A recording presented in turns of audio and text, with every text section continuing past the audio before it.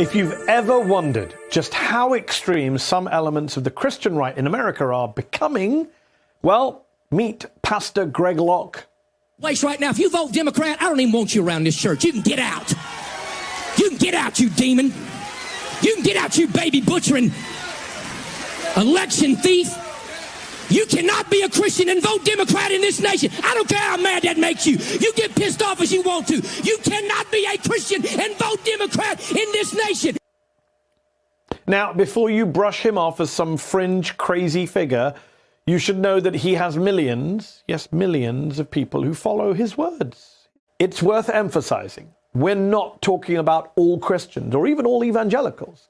We're talking about those white evangelicals who subscribe to this very authoritarian, and as you saw in that Greg Locke clip a moment ago, hate-filled brand of Christian nationalism. So what do evangelical leaders who aren't a part of this movement, what do they think about what's happening to their community? And how worried should we all be about the likes of Greg Locke? Let's ask one of the top Christian evangelical leaders who's on the left in this country. I'm joined now by former faith advisor to President Obama, Reverend Jim Wallis.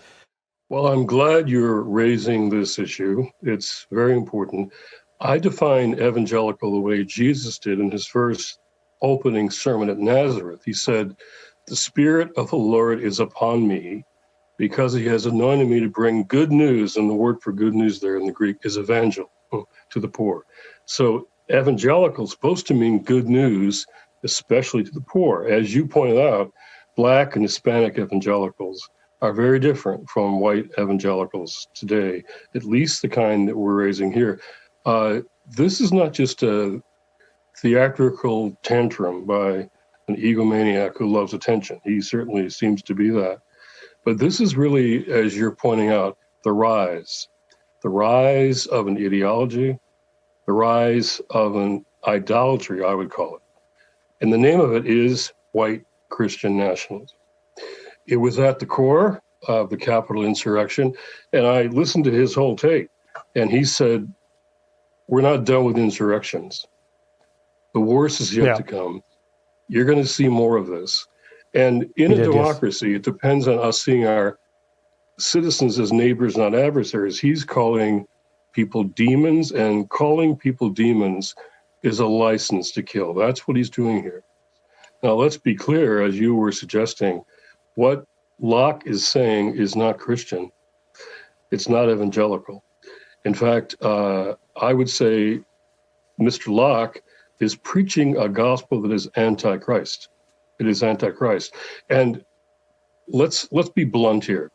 The rising racial fascism in this country, I'm using words deliberately, the rising racial fascism growing in America needs churches for its support. Well, the polling also shows that white evangelicals are the population most against a multiracial future in America. So this is not about religion. The worship of guns is contrary to the worship of God. And indeed, this is about fundamentalism. You know about fundamentalisms all over the world. In Judaism, Islam, Christianity, fundamentalism takes over religion. Fundamentalism is a religion of power and control and violence. In fact, fundamentalism really distorts religion in favor of political power.